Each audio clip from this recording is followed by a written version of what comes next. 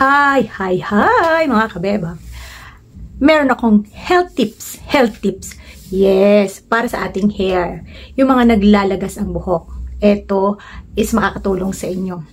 Ako kasi manipis yung hair ko. So gusto kong kumapal yung hair ko.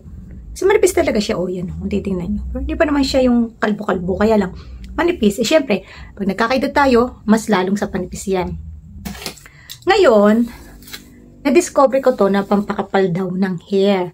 So, nag-try ako. Pero ilang araw ko pa lang siya ginagamit.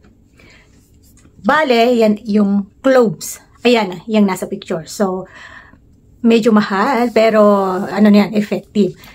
Yung iba ginagawa is binababad lang nila sa tubig na may spray sa anit. Bababad bago maligo. Ako sa umaga, hindi ko na kaya. Wala na akong oras para mag ganun-ganun yung bago maligo. Para kukulangan ako sa oras. Kaya ginawa ko is sa gabi. Sa gabi ako nagpukuskus ako ng bulak. Bulak siya. Kinukuskus ko lang sa part na gusto ko na tutubo siya. Dito ko gusto eh. Gusto kong kumapal yung hair ko. Tsaka dito sa may part na unahan. Gusto ko kumapal eh. Parang magandang tingnan. Yon. Pero ang ginawa ko is pinakuluan ko siya. Ayan siya. Pero hindi ko inalis yung cloves. Ayan yung cloves. So may nakita ko ditong cloves na hindi naman nagagamit.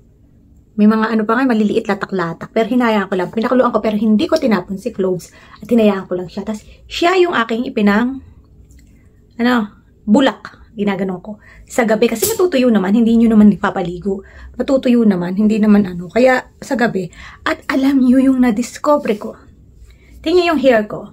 Shampoo lang ito ha. Wala akong ginamit na conditioner.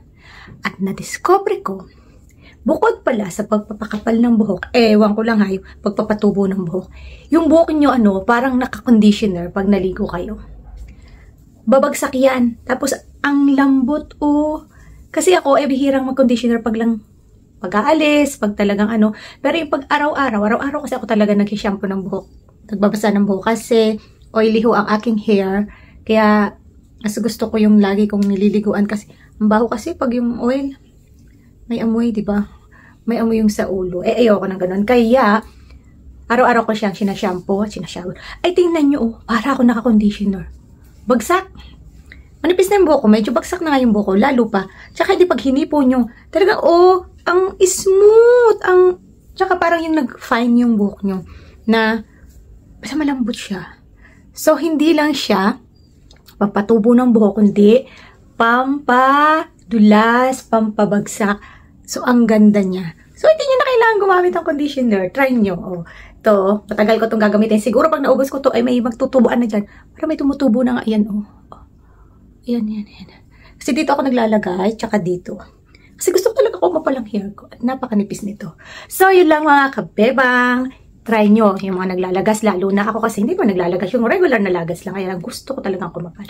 So, yun lang. Sa muli. Bye! Try nyo na.